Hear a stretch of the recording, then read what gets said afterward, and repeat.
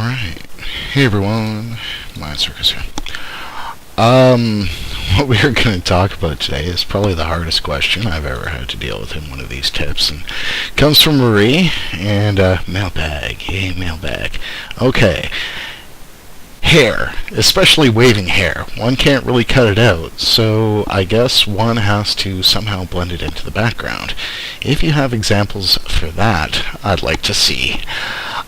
There are a few different ways of dealing with hair. It's actually kind of a funny thing. The first thing I'm just going to say straight up, before we really get too far into it, is I will ditch a picture that I think is perfect just because the hair I think is going to give me fits. So we'll just start with that. But I'm actually going to show you a couple of tips to cope that may help.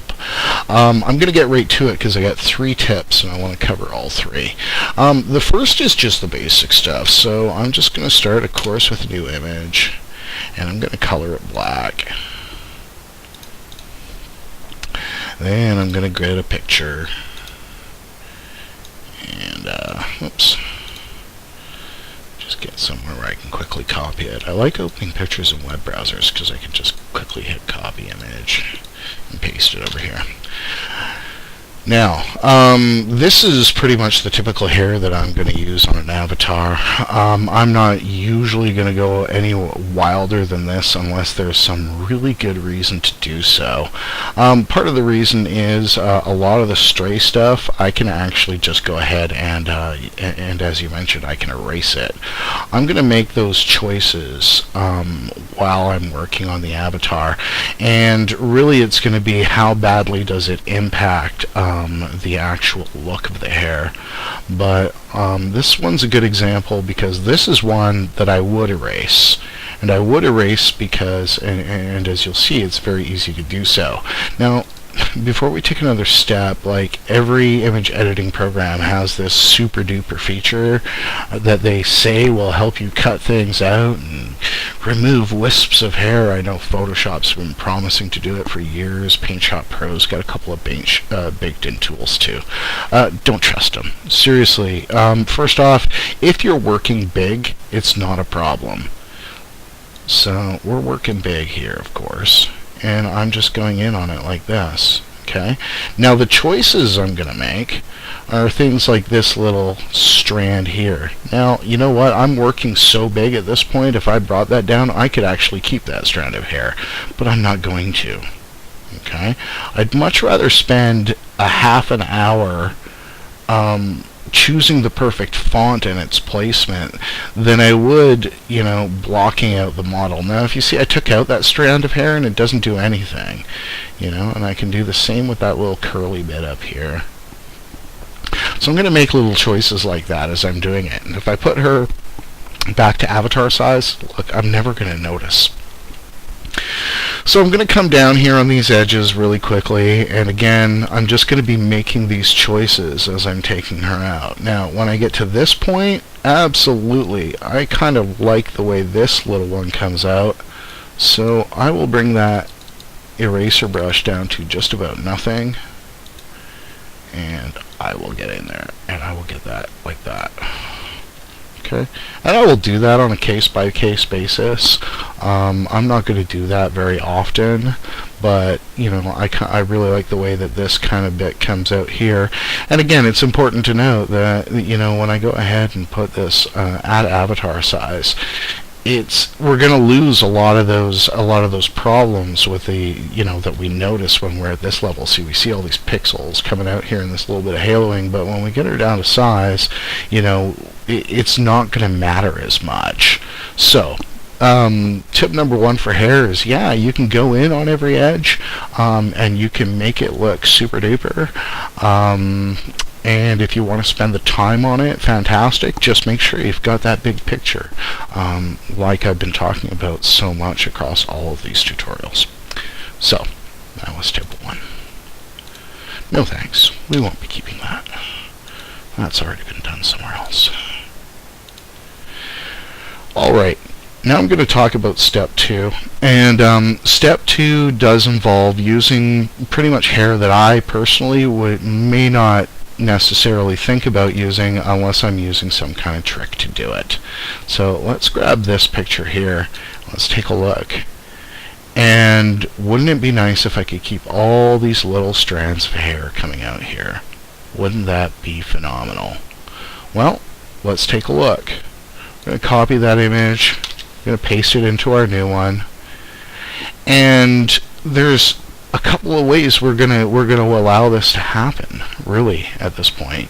Is we are going to go ahead and we are going to make sure that she is against a color that is almost exactly the same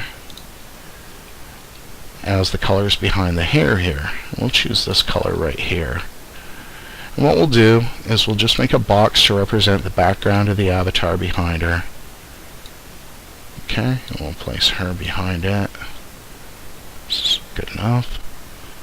Not sure that blue is really going to be dark enough, but you'll get an idea of what I'm talking about. Now if I want to go ahead in here and start erasing hair, whoops, or erasing around the hair to show the background underneath, well, let's go ahead and actually just change that box a little bit, and we'll make that box a fair bit darker. I think we'll probably go right about here. Okay. Now when we go back in, and remember a key to the technique is working big, if we're going to put her against the same color as the hair, erasing around the hair becomes a bit easier at that point. So we can start taking out pieces from the layer here. And we'll just increase the size of that eraser brush. And we're actually erasing some hairs here. Okay? And that actually makes a really big difference when you do it like that. So if she's actually against it, and you can start to see it as I go outwards and the gradation of the picture changes. Then when I go ahead and I place a texture underneath it, and we'll just grab a texture here, copy image, and we'll paste that like there.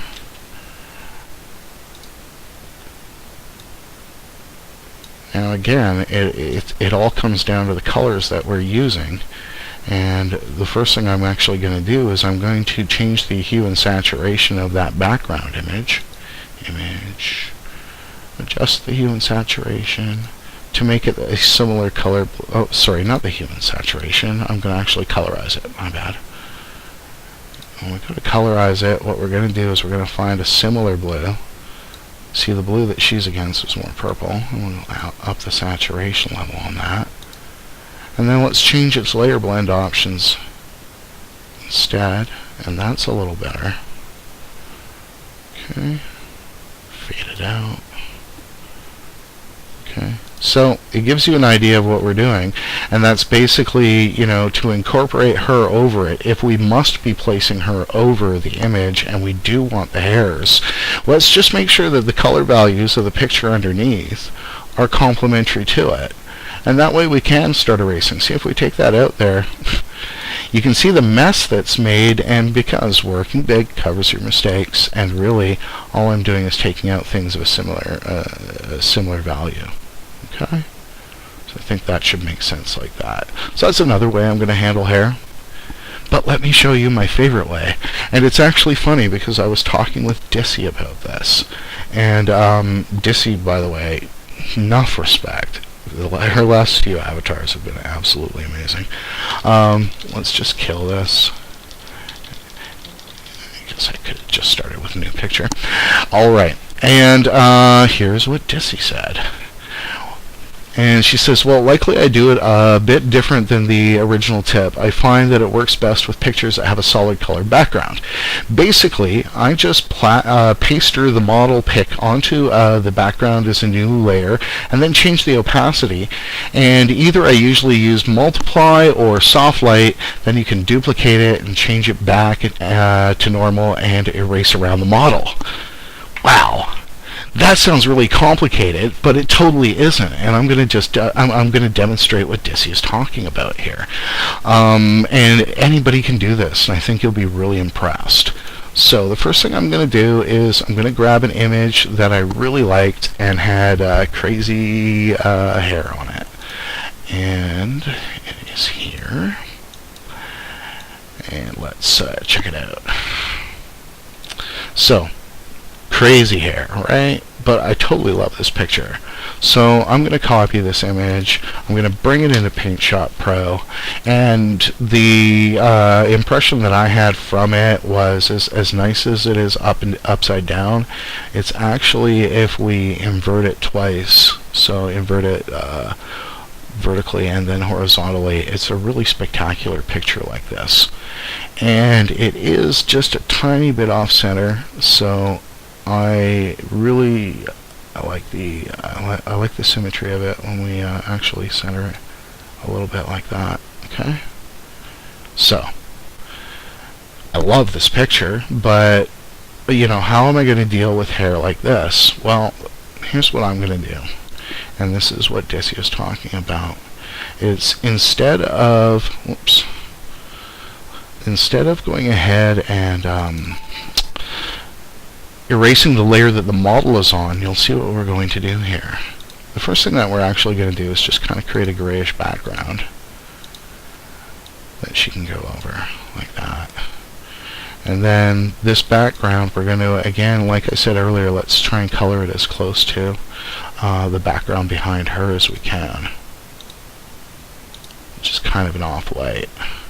Now you see, as it stands there, because we've gone ahead and selected those color values like that, that hair is much more natural, and you know, all I really have to do to kind of blend this image into this one is just kind of alter the tips of the hair. So I'm just gonna, grab the right layer, and I'm just gonna try and naturalize the way that these strands of hair go. That's a little better. It's not perfect, but I think you understand what I'm talking about. As if they're all getting cut off at a specific point, then it doesn't look natural. But if they're all getting cut off at different points, it's a little better to the eyes. And that really is it, okay? So then what I'm going to do is I'm actually going to grab my texture now.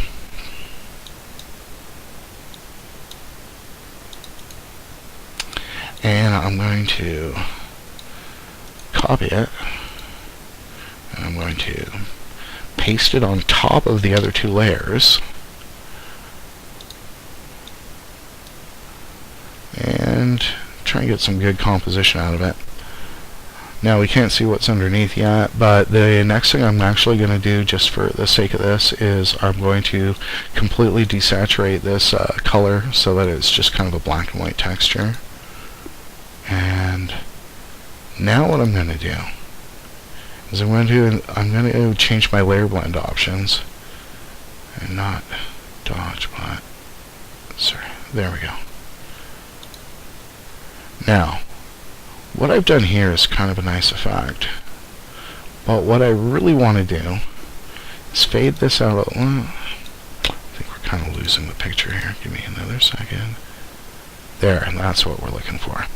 So we've got this on multiply now. Let's fade that out. And what we're going to do is we're going to leave her, or we're going to leave the background layer on top of her, and all we're going to do is grab our eraser brush, and we're going to erase the parts of the background layer that are on top of her. So instead of cutting her out, we're going to let the background, we're going to erase the background around her. So you're going to see that this is way easier. So we start erasing that background image, and why it's easier is because the difference between the values of in the hair, where everything's got that heavy texture to it, it is different. It's lighter. So we can actually just go in here like this, just to cut out the hair. Eraser. We don't have to be very careful with this at all.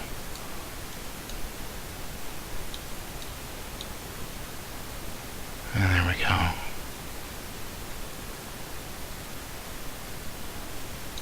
And when we come back and we look at it, we can take a look and we can say, hey, did I do that? I hope that helped.